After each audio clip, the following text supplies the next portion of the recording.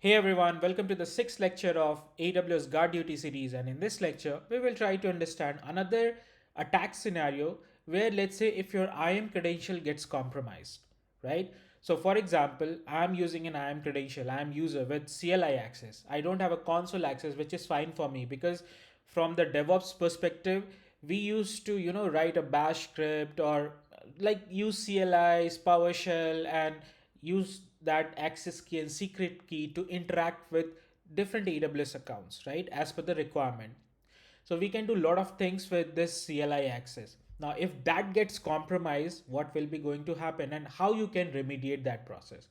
So one of the remediation process I showed you in my previous to previous lecture where we use Lambda function, a simple Lambda function to stop the instance if you find that instance is a compromise instance, right? It's always better to isolate that particular instance if that gets compromised with the help of GuardDuty, Security Hub, and Lambda function. In this scenario, I will show you how you can remediate that process and how the findings will come into GuardDuty console, right? So let's try to understand this scenario first.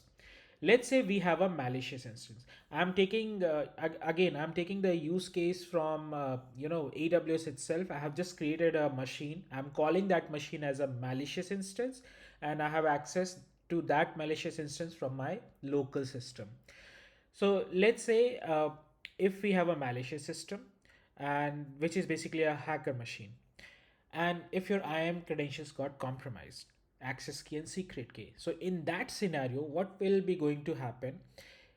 They can the hacker can make any sort of call. So for example, if I have an IAM credential and that IAM credential is consisting of an administrative privilege, right? So you can access all the resources in all the regions from where you are operating your workload.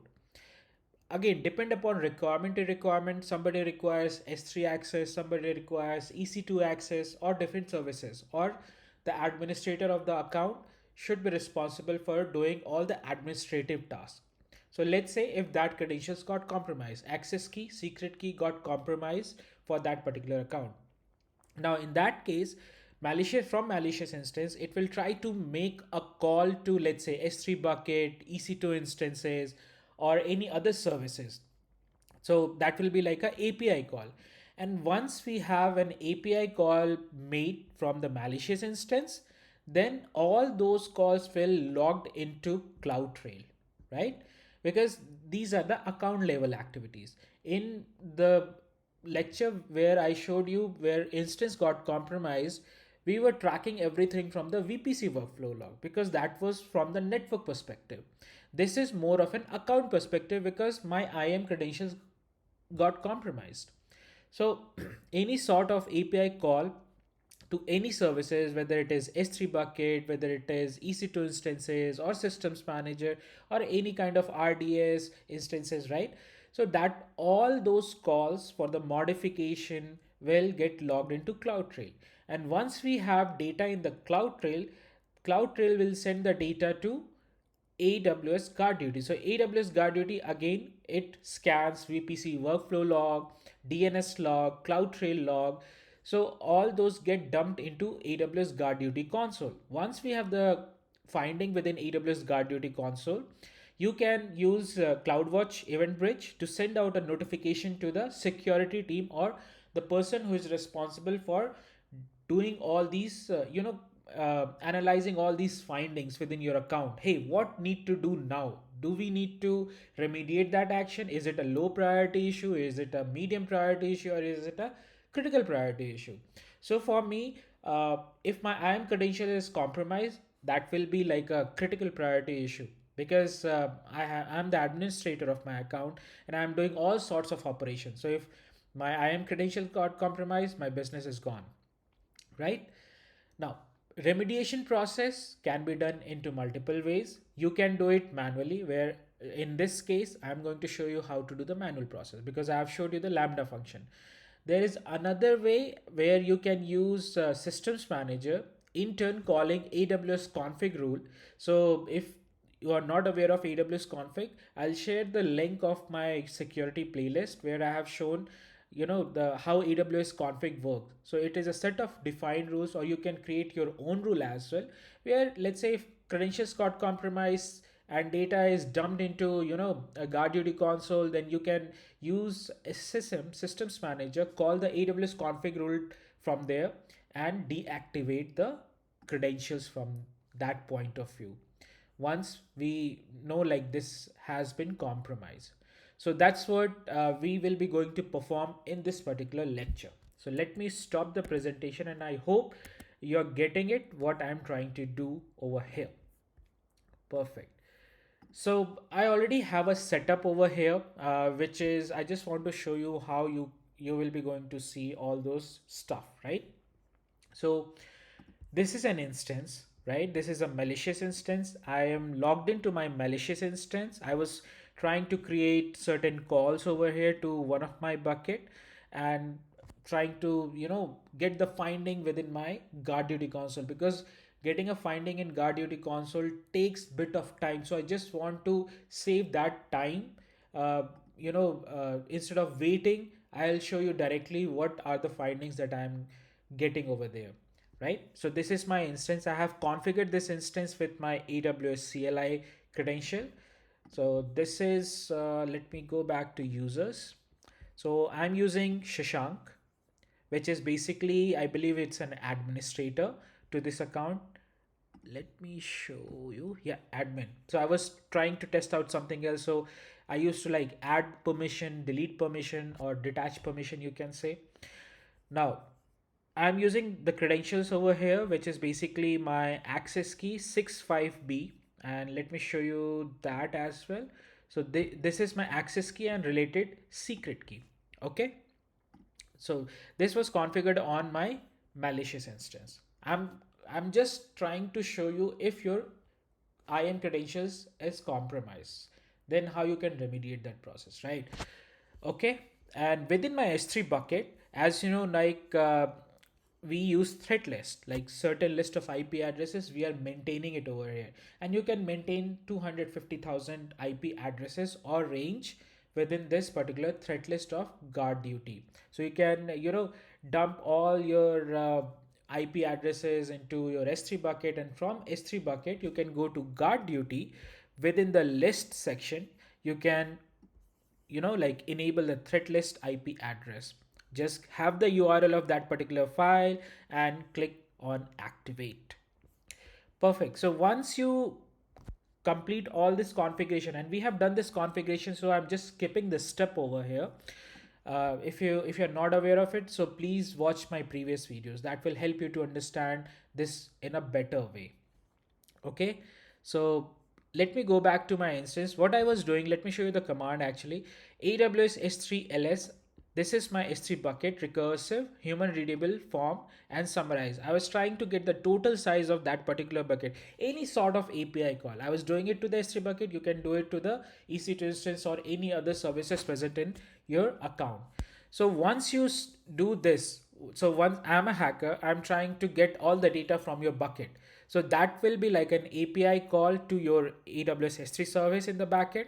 And if you have that IP address as a malicious host listed in the list section of GuardDuty, then what this will do, you can come back to your GuardDuty finding section, and here you will see discovery S3 malicious IP caller.custom. This is a high priority issue.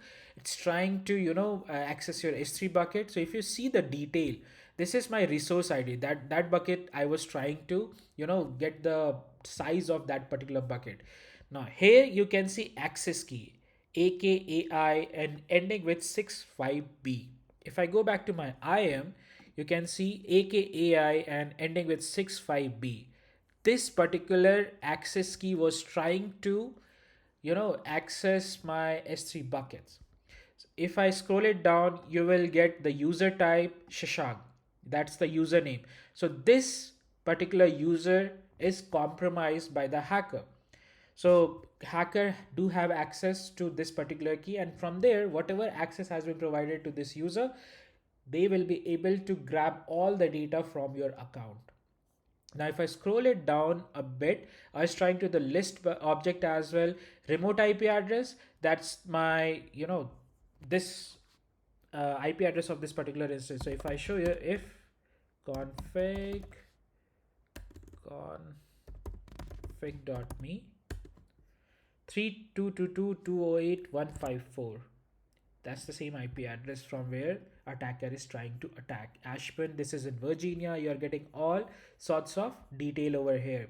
It's a threat IP list. That's the threat intelligence detail that we are getting.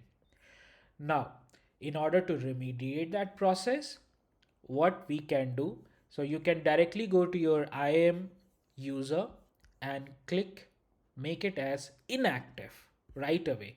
So obviously once you make that inactive, and again I would prefer to do it automatically with the help of Lambda function or systems manager, and this will be like a task for you guys. Just write a simple Lambda function, invoke that to your GuardDuty console, and try to deactivate the key, or just write a simple Lambda function to deactivate your IAM credential. Because I don't want to do all the stuff for you. I'm just trying to show you the power of your IDS system, which you can make it like a IPS as well, the prevention system. IDS is more of a intrusion detection system, or the threat intelligence detection system. I can say that what we have with the GuardDuty. So once you inactivate that particular key which is compromised, then hacker will not be able to access your machine. Now if I do curl again, not curl, AWS S3, as you can see, invalid access key ID, this has been revoked. So in this case, we we are not compromising, or we are like safe now, because data has been the access has been removed, not the data, the access has been removed right away from the system. Let me go back to my presentation. So this is another scenario for an attack. So I hope this clears a lot in terms of what we were trying to achieve it over here. uh, we have covered two scenarios. One, your instance is compromised. Second, your IAM credential is compromised. The third scenario, which you can also perform, let's say if your IAM role gets compromised, right? Because whenever you associate any role with your instance, it always create a temporary access key and secret key. If that access key and secret key is also compromised by the hacker, then he will be able to access all the data whatever you have into your system, the workload basically. Okay, so play it around with the GuardDuty labs. That will help you to understand the service more better, and more practical will help you to play around with the services. Try to create more scenarios, more attacks onto your system, and show it to the management that this is one of a good tool, good service that we can use, we can leverage in order to protect the entire infrastructure. And I showed you as well how you can do a multi-account management in my previous lecture, and the remediation or the detection part works in the same pattern if you have an AWS organization setup, and one administrator account will help you to dump all the finding at one place, and from there you can remediate the process. Place out a comment in comment section if you're facing any issue. I'll be there to help you. Have a nice day. Bye bye.